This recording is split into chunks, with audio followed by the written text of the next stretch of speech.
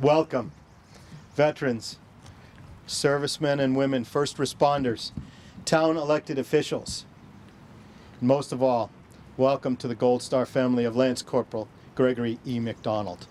Welcome to our honor guards from the Marines and from the Burlington Police Department.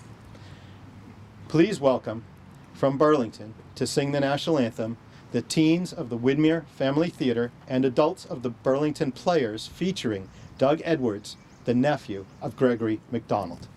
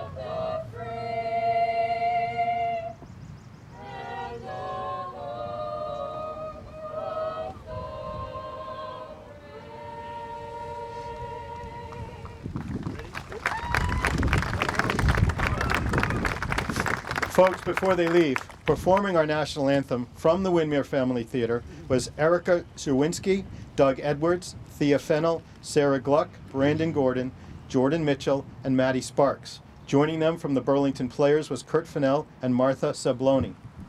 Have I missed anybody? Okay, thank you. And Kurt is a Marine Corps veteran. Kurt is a Marine Corps veteran.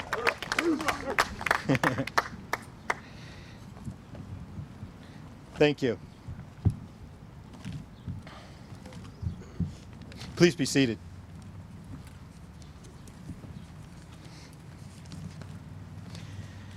Please welcome, all the way from Croatia.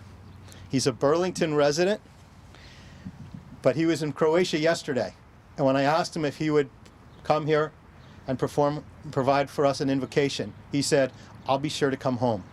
He texted me last night when the plane landed, and he said, "You can count on me, I'm here." Ladies and gentlemen, Father Frank Pesamonte.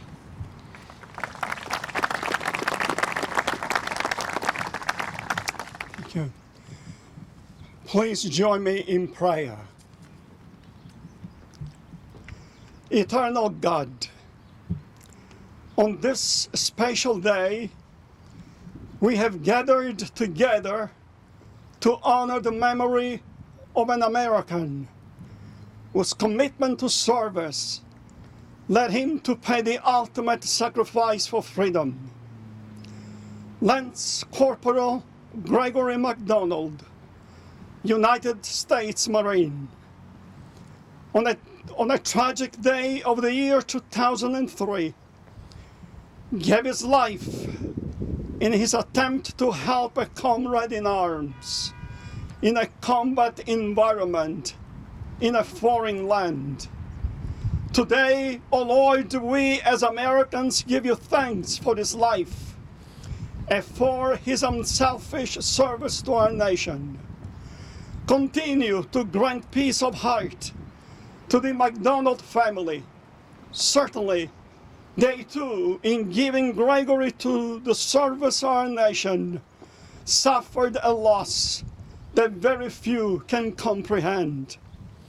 As we continue with this memorial celebration, today and throughout this weekend, grant us, we pray, the wisdom not only to understand the cost of our treasured liberty, but to turn our lives, both as individuals, as a community, and as a nation to you, the author and giver of the eternal freedom.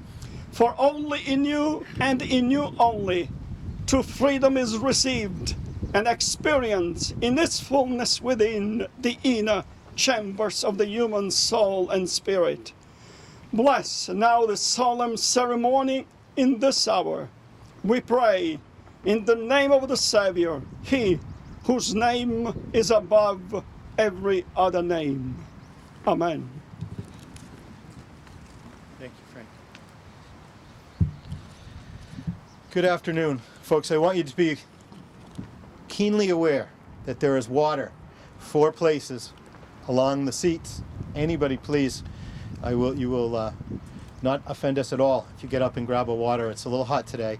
There's also sunblock that's making its way in 4 places that if you need that, please, it should be circulating now. Good afternoon. I'm going to move this. I hope, oh, no, I'm not going to move it. It's pretty heavy. All right. Good afternoon, and welcome to the dedication of the Lance Corporal Gregory Macdonald Bridge. Thank you to Greg's parents, Arthur and Diana, and his sister Karen Edwards and her children, Doug and Abigail, and their entire family, for allowing all of us to share in this special day. The pain of losing your young son, brother, uncle is unimaginable, and it is personal. We are all moved when we see the sea of American flags that are placed at the Boston Common. Each of them symbolizes a Massachusetts serviceman or woman who gave their life for this country. But today, we're going to pick out one of those flags, the flag representing Burlington's sacrifice for our freedom. That flag representing Gregory E. Macdonald. It is wonderful and so special that so many people important to the lives of the Mcdonalds are here to show their support, including so many state and municipal leaders. Thank you to retired Marine Corps Captain Bruce Barr, who came from Maryland when we put the call out just a few weeks ago, and he said I wouldn't miss it. Thank you to all of Greg's Marine comrades who are with us today and will address you later. Thank you to Colonel Chad Ellsworth, the Hanscom Air Force Base Commander. Thank you to Chris Hannafin, Burlington's Veteran Services Officer. Thank you to the Selectmen. I see Mike Runyon, Nick Priest, and Bob Hogan will address you today. Thank you to Town Administrator Paul Segarino, Police Chief Mike Kent, and Fire Chief Steve Yetman. Thank you to all Burlington fire and police officers who are willing to head into danger every day to keep us safe. And to John Sanchez, to the DPU, to the Recreation Department, which made sure this event was ready to go. Thank you very much. A big thank you to Dave Adams and the folks at AFC Urgent Care who arranged for the seating and the bottled waters here today to make sure that we are comfortable, and to Tuscan Kitchen who gave us equipment. Thank you to my legislative aide, Cody Case, who worked tirelessly on every detail of the event. And a little breaking news, you can now call him Chief of Staff Cody Case as a result of the expansion of our unit here. We're here to remember Lance Corporal Gregory E. Macdonald, and to unveil for the first time the sign that will mark the Gregory E. Macdonald Memorial Bridge that spans Cambridge Street, this street here, just a couple of miles down the road at the highway's crossing. The first time I was invited by Bob Hogan to speak before you on Memorial Day, I made sure to point out the sacrifice of Greg Macdonald and his family. He was Burlington's most recent service member to give his life, to give the ultimate sacrifice. And at the least I could do was remember to say his name on that day. Greg lost his life on June 25th, 2003, almost 16 years ago, when the vehicle he was in flipped on a crumbling road in Iraq. As I said, the least I could do was to include him in my comments. But Gregory's father, Arthur, walked up to me, and he reminded me it was not the least I could do. I had not seen him before and did not know who he was. He said, "Thank you." He said, "Thank you. You mentioned the name of my son." That meant a lot. It was the beginning of a lasting friendship built on respect. You taught me, Mr. McDonald, the importance of taking a moment to say the name of those we lost in service to our country. Because our fallen heroes are not just a statistic. They're flesh and blood people who were members of our community and gave a lot. I learned how meaningful that inclusion was. Arthur, I'll never forget not only the sacrifice of your family, but the lesson that you taught me that day. And so that's why we're here today, to dedicate the bridge that spans Cambridge Street, one of the most important thoroughfares of our town, to the permanent memory of Gregory Macdonald. Today we'll unveil the new name of that bridge, and forever it will bear that name. Our children and their children will see that name on that bridge, and they'll ask their parents to tell the story of the sacrifice of Gregory Macdonald in Iraq on that fateful day.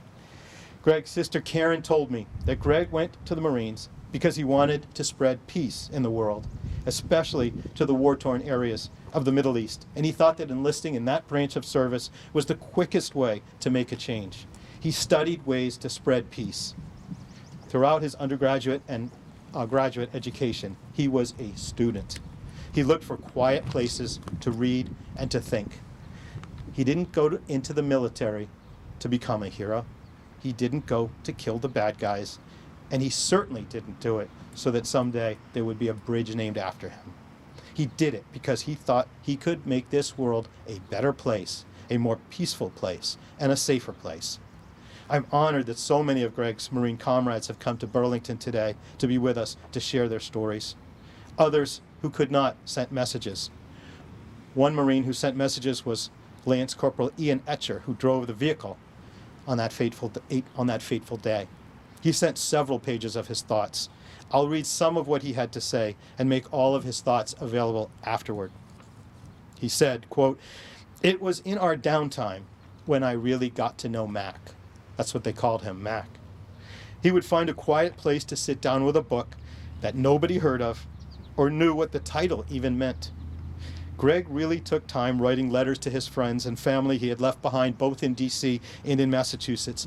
He would talk fondly of the days bartending in D.C. and debating other intellectuals. The whole time he looked out for me, knowing that I was just a kid. We had very little in common at the time, honestly, except for our mutual love of Irish whiskey. I would say he endured my lack of knowledge of the finer things in life, and I endured his taste in terrible music. I wish I could speak to him now and debate him on Kantian theory or utilitarianism. It has been almost 17 years and not a day goes by when I do not think of Mac. And I know he's in heaven watching me today, saying, "Ian, I taught you better than that." I loved Greg Macdonald. He truly became the older brother I never had. End quote. Greg would have been 45 if he was here today. I bet he would have been a teacher. He would have touched the lives of so many people. I know he would have patiently sat with his nephew Doug at the Windermere Family Theater. It's a group that he belonged to himself. And he would have likely included my own son Brandon, and Thea, and Sarah, and Erica, and Jordan, and Maddie, and the others that you heard from today. And they would have learned from him. They would have learned a lot from him about making this world a more peaceful place. To Arthur and Diana and your family, I hope this moment of community reminds you that we all share in your loss. Now I'd like to introduce a hero to Burlington veterans, selectman, and former Veteran Services Officer, Bob Hogan. Bob served for 3 years in the U.S. Army, including 1 year in the Mekong Delta of Vietnam. He was VSO for 18 years, starting in 1997, and was one of the leaders of Burlington's efforts to obtain a relic from the ruins of 9/11. You can see it right up here today. I leaned on Bob quite a bit for guidance to organize today's event, and I thank you for that. Ladies and gentlemen, Bob Hogan.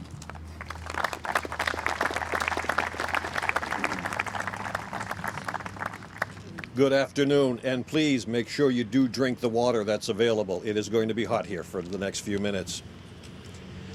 I had a unique and very special honor to join his family 16 years ago when in 2003 we traveled to Logan Airport to escort Lance Corporal Gregory Macdonald for his final leg of his final trip home.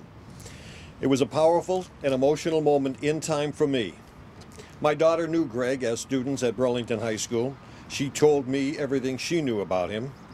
And in the 16 years since his death, Greg's father, Arthur Mcdonald, has graciously shared more and very interesting stories about this wonderful young man, taken from us much too soon, while conducting combat operations for his country in Iraq.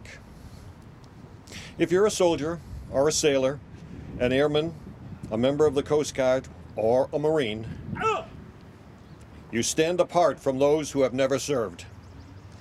And if, like Lance Corporal Gregory Macdonald, you have made the ultimate sacrifice, you are once again set not just apart, but above the rest.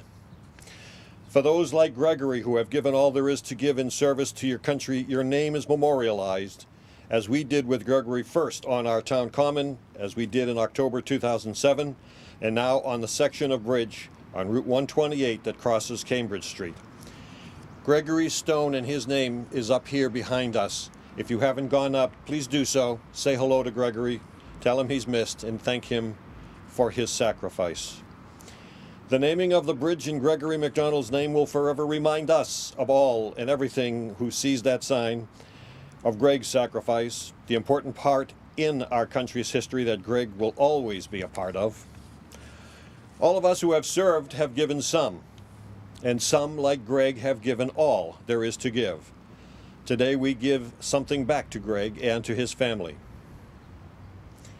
I say to Greg as he looks down upon us as we stand here today, Greg, your name on that bridge will be a constant reminder that you were here and lived among us, and you were also a voice for peace in this world of madness. He served in the Marines as an infantryman, and he received a graduate degree in Near East policy in order to also serve as a fighter for peace. Even the quickest read of Greg's life tells us not only what is in his head, but also what is in his heart. Greg wanted to serve us all, here and around the world, in war and in peace. Gregory Macdonald, you were an honest-to-God American hero. God bless you, and God bless the United States of America.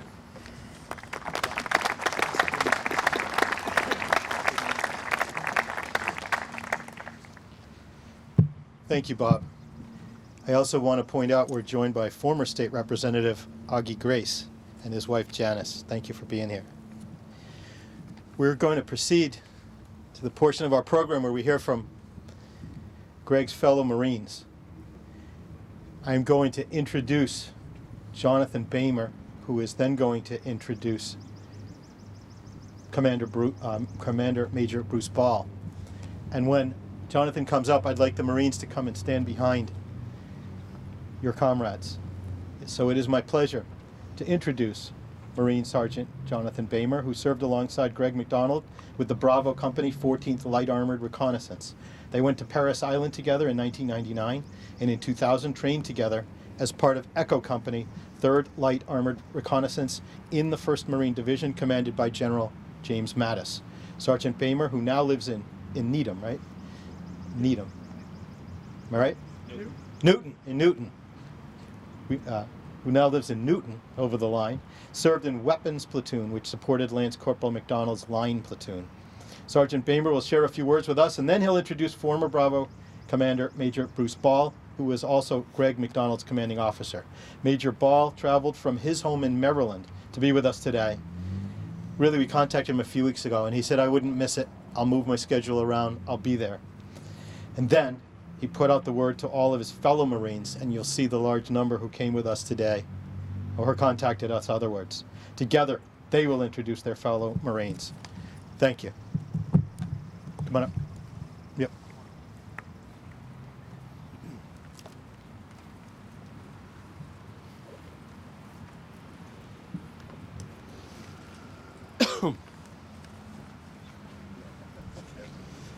Thank you, Representative Gordon, and thank you, Cody, for coordinating this momentous occasion. Thanks to Governor Baker and the state legislative body for the Cambridge Street Bridge dedication to our fallen brother, Greg Macdonald, or as we refer to him, Mac. I want to welcome members of Bravo Company 4th LAR Iron Horse Marines that made the trip up to New England to honor Mac. To Mac's family, friends, and members of the Burlington community, I'm honored to stand before you today to say a few remarks about Greg. I don't need to tell you how extraordinary Mac was, for you already knew that, or we wouldn't be standing here today. I want to provide some details around his extraordinary character so that every time you pass over the bridge and see the sign with his name, we can tell another person and keep his memory alive and never forget Mac. Greg and I were similar. While he and I were in different platoons, I in weapons and he in a line platoon, we'd sometimes talk about how we both became enlisted after college and how we became LAR Marines. As college graduates, there were easier MOS jobs that required less physical and moral courage. Getting into LAR had high requirements and additional schooling. Working on and around the light armored vehicle and its weapons systems could be grueling, painstaking work. The pig was always leaking something, always filling with fluids that needed to be drained, or needing some maintenance that required moving 100 pounds in tight quarters with little leverage. We discussed how this internal calling of ours had to be answered, and that the Marine Corps was the only branch that felt like the right fit. As our friends were starting their exciting professional careers in DC, we were putting ours on hold and headed to Paris Island. Mac was a throwback. He was going to the Marine Corps because of a true calling.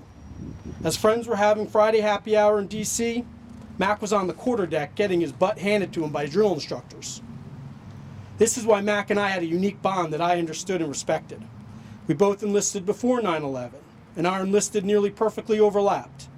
You see, before becoming a light armored reconnaissance Marine, Mac first had to complete the vaunted Paris Island with sand fleas and 100-degree humidity. That exhilarating and grueling 12 weeks on the island was where you earned the title United States Marine, and you became a basic rifleman. But you were not an infantryman yet, and that meant you had to go to another school, which was the School of Infantry, for another 6 weeks, and you graduated as an 0311 infantryman. Only after you completed those first two schools, and Mac clearly liked school, did you get your shot to attend LAV school, which was another 6 weeks. To be a member of Light Armored Reconnaissance Company was special, and it meant you were a cut above. But Mac even stood out from that crowd. I only ever saw Mac operate in two modes: hard charging to get the mission done, or engage in some whimsical yet enlightening conversation about some interesting topic that none of us could talk to him about. He was smart and clever. Big smile matched with a huge warrior spirit. When we lost Mac, it sent a shockwave through the company. Quick reaction force op tempo was high and the insurgency was picking up. IEDs and ambushes were becoming more frequent. Just 2 days earlier, we had lost 2 other Marines at Camp Dogwood in a mortar RPG assault. Those attacks were what the QRF that Mac did was designed to get to and deliver overwhelming force to quell. We had no time to truly grieve for Mac, but we did honor Mac with our company ceremony. That day was brutal. Mac was such a fantastic Marine, and everyone loved Mac. What was there not to love? I will cross this bridge twice per day going to and from my office. I will tell everyone your story.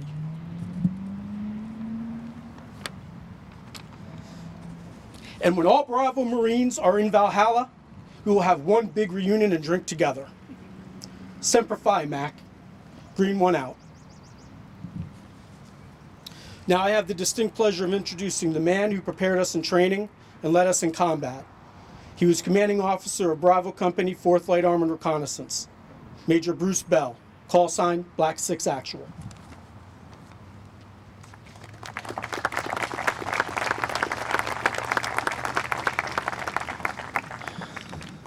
That's a tough act to follow. Good afternoon, my name is Bruce Bell. I'm humbled and honored to be here. I was Gregory's company commander in Iraq, and I'd like to say a few brief words. But the Marines that are standing here with me, they knew Mac in a way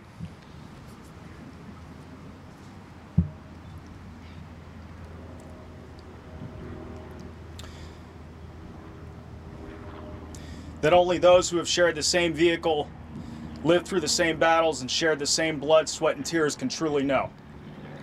Hear them, and you can better know Gregory, the Marine, the scholar, the friend, the humanitarian, and the hero. I want to thank Arthur and Diane and the Mcdonald clan. Nothing can ever assuage the loss of Gregory, but we will always share your pride in who he was, how he lived his life, and what he stood for. We love and miss Mac. He is part of our storied history as Marines, and we will never let his memory be diminished.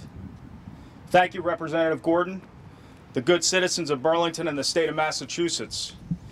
This bridge dedication is a tremendous honor to Gregory and his family. It is a true, sincere, and deserving recognition of an exceptional young man who did so much for his community, for his state, and this entire nation.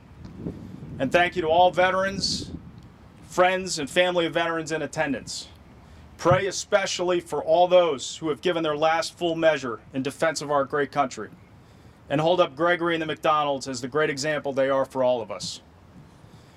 It's been almost 16 years since Gregory was killed in action outside of a hot, dusty town named Hilla in central Iraq. It was a very difficult day for all of us, and it doesn't get any easier as the years go on. We were 5 months into our combat deployment and hopeful that we were making a difference in Iraq, but also hopeful that at some point we'd get home. But like Marines do, we focused on the mission at hand. It is hard even now to explain Gregory's death on so many different levels. Mac, as we called him, was atypically intellectual for the rest of us knuckle draggers. I mean, look at these guys. In a culture that's a mix of bravado, testosterone, and silent professionalism, Mac defied all the stereotypes. He was the old man in second platoon, and in fact, for a lot of Marines and sailors in Bravo Company. You needed some good advice? Go see Mac. You wanted to engage in an intellectual conversation? Mac would best you every time. But he also more than proved himself as a warrior and was one of the best gunners we had in the company. He knew his craft, and he was deadly accurate with all of our LAV-25 weapon systems. I spoke recently with my company executive officer from our deployment, Dave Duhamel, and he asked me to share these words. When I heard they named a bridge after him, I thought the better idea would have been to name a library after him. I mean, he always had books with him. But then I got to thinking, given his desire to bring peace to the Middle East, quite a large and noble idea, a bridge made sense. His temperament, intellect, and sense of compassion lent himself as one that built bridges between us and the Iraqi culture, between ignorance and understanding, between fighters and non-combatants, between fear and mercy. Dave also offered these thoughts. From my perspective, and given the context of the situation as we were preparing for war, Mac was a true peacemaker. But this title is not a slight against his Marine ethos. Rather, it's the highest compliment I can make. He saw our role as liberator, as freedom fighter, as the strong helping the weak. Prior to the deployment to Iraq, I remember we had a Marine that declared himself a conscientious objector given his Muslim faith. Mac's opinion was that we should respect this Marine's claim and not hold him in contempt, which you can imagine most of us did. But truly it was Mac that did more for peace in the Middle East and for the people of the Muslim faith in Iraq than the conscientious objector ever did. I have not forgotten where I was and what was going on when the call came in. His loss was profound to the company. We felt his loss for the rest of the deployment. He remains in my thoughts whenever I think of my experience in Iraq, and I still offer prayers for his soul. In closing, I would like again to offer my sincere thanks to Arthur and Diane and the Mcdonald clan, to Representative Gordon, the people of Burlington, the state of Massachusetts. We as Gregory's fellow Marines are humbled. You have bestowed this great honor upon him and the Mcdonald family. God bless all of you. God bless America. Semper Fidelis. Would you guys want to make a couple of comments? Okay. The Marines stand together behind those comments. Thank you. And now, speaking for the Mcdonald family, please welcome Greg's sister, Karen Edwards, to be followed by Karen's children, Abigail and her brother, today's national anthem singer, Doug Edwards. And then after that, we're going to have a few words from Arthur McDonald.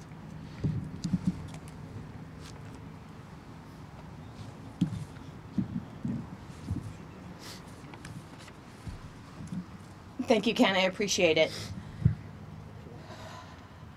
Who was Lance Corporal Gregory E. MacDonald? The name on the sign before the bridge, a child driving with a parent might ask. My brother Greg was a Burlington resident, graduate of Burlington High School, went on to earn a bachelor and master's degree. He was a man that so valued peace that he volunteered to be a Marine, to be deployed to the Middle East, to fight against his better nature, so that people could live in peace. Greg's passion for peace in this world brought him to Iraq, introduced him to the real people of that nation, and incentivized him to fight evil to help these people that he barely knew. Greg's intuition told him if he knew the people, he could help the people. He wanted to convince the powers that be that these people deserve peace and we should help them attain it. Greg truly desired peace in his lifetime, not just for the United States, but for the entire world. A freedom that had been beyond the grasp of mankind since the beginning of time. Each generation continues to believe they can make a difference. For most, in a very small way. For others, aspirations go beyond the normal scope of understanding. Dr. Shannon French, a professor at the U.S. Naval Academy and a friend of Greg's, wrote the following in her book, entitled The Price of Peace. Greg MacDonald did not love war. Greg was a soul moved by human suffering who dreamed of being a guardian to those unable to protect themselves. Lance Corporal Greg MacDonald was a warrior who wanted peace by being a humanitarian voice in the midst of the horrors of war. I hope the parent answering the young child would say, Greg MacDonald was a soldier dedicated to peace, to his country, and to his family. His dedication has inspired his community to name the bridge for him. This commemoration will show generations to come that his actions were not in vain. They had a purpose.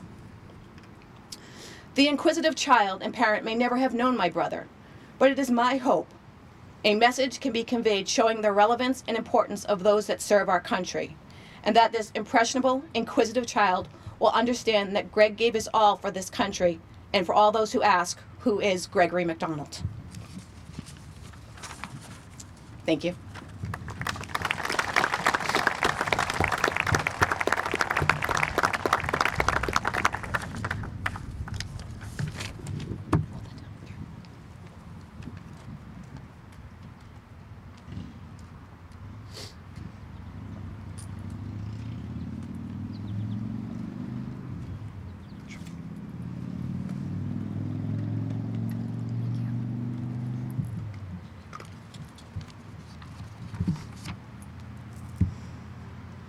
My philosophical uncle once said, morality transcends good and evil.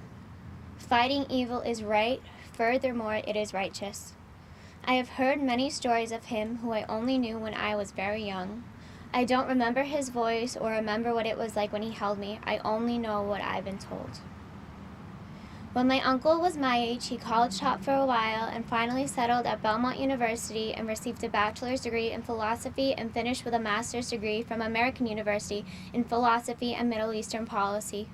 Much like him, I am trying to figure out where I belong in school and in the world, but knowing what he went through, I know, like him, I'll find my place. While my uncle was deployed, he wrote letters telling me about his life in North Carolina and experiences in Iraq. I was too young at the time to understand, so they were saved for me when I was 16. A few days after my 16th birthday, I opened an envelope with pages of handwritten letters that were deciphered by one of his dear friends. Through these letters, I was able to gain a sense of his personality, like when he spoke of his love about Buffy the Vampire Slayer in a Sarah McLachlan CD, which he highly advised me to listen to, and what his family meant to him. What I gathered most of all was he never wanted to be a part of the war. He wanted to solve it. He fought evil with every intention of peace, as he wrote to me in one of his many letters by saying, "My greatest dream was to go to the Middle East and create just and lasting peace. The irony can't be escaped. I am going over there to make war 180 degrees from what I intended." He wanted to be a teacher of peace to those who sought it. My uncle planned to take action. He never wanted to kill. He wanted to care, heal, give hope, and bring justice. With this thought, time ran on. He wrote to me, "I don't know, little one. Perhaps I shouldn't call you that here. By the time you read this, you'll hardly be so." And he was right. He knew time would go on. What I didn't know was time had to go on without him. He longed to be with his family. He expressed to me, mostly, I long to see you again, you and your cousins. I'm glad he and I share the same thought, because I long to see him again. I will always long to be with him again. Even though we miss him every day, we should not despair. He expressed that despair is a powerful, powerful thing. When there's hope, someone taught me, there's always tomorrow. Take life for what it's worth. Don't let it take you. Even though we mourn his death, and even though my uncle never liked the thought of war, something good came out of this. He is now, and he has been for the last 16 years, my guardian angel. My uncle said, we often forget at every moment a thing is one to another and another to one. It is important to live in the moment. It's something we should do every day, and I, for one, am grateful for the moments I was able to spend with him. Thank you.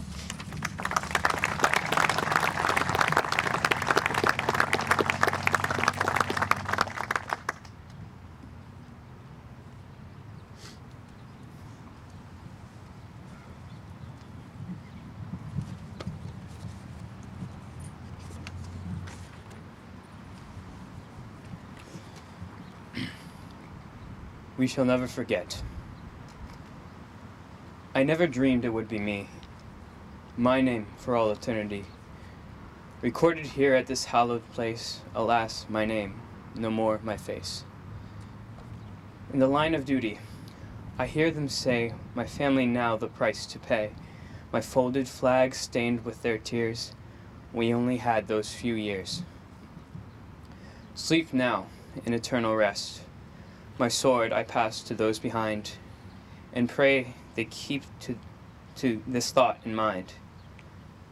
I never dreamed it would be me, and with heavy heart and bended knee, I ask for all here from the past.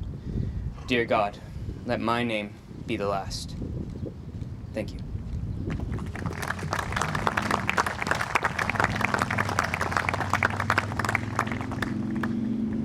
And I think Arthur is asked to share a few words.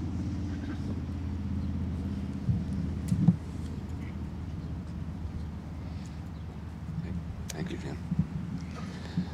First of all, I'd like to introduce my two sons. That's Matthew standing up, and that's Mark sitting down.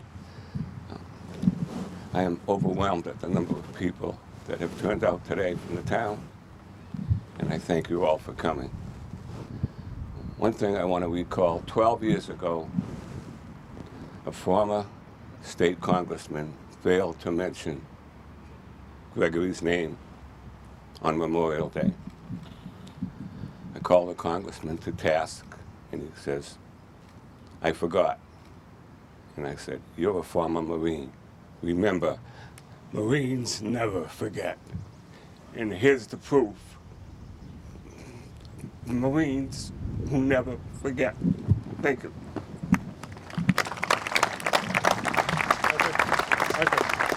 Arthur, before you sit, we're going to go that way. We are now going to unveil for the first time the Gregory E. Macdonald Memorial Bridge, the sign for it. So, okay, you've got the clips. Diana, can you join? Why don't you go to the sign? The cover will peel off. Your family, why don't you go up too? Your sons, Greg's brother.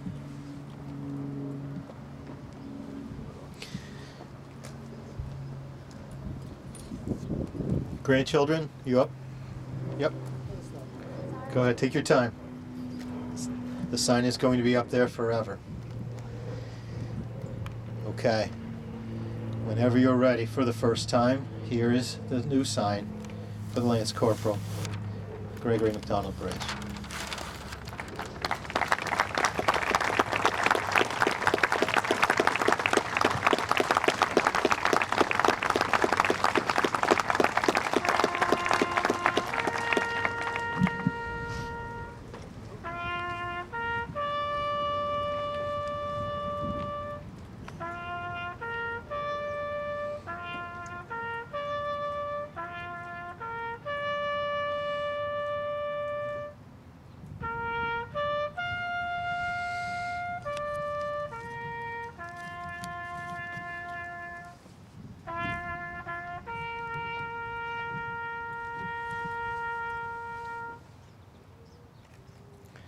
Thank you. You may be seated. Folks, it's been my pleasure to be here with you today. I am State Representative Ken Gordon. I may not actually have mentioned that before, but it was my pleasure and honor to have filed this bill with the House of Representatives early in the session. It passed unanimously. Senator Cindy Friedman filed it in the Senate, where it passed unanimously, and she passes on her thoughts and prayers for Greg Macdonald's family and with all of us. This bill was signed into law by Governor Baker in November, and in November we got to work with the with the MassDOT to create the signage and to organize this ceremony today. So thank you to the family, thank you to everybody who helped, thank you to all of you who turned out to be with the Macdonald family. It's tremendously meaningful, as I think you can tell. Thank you.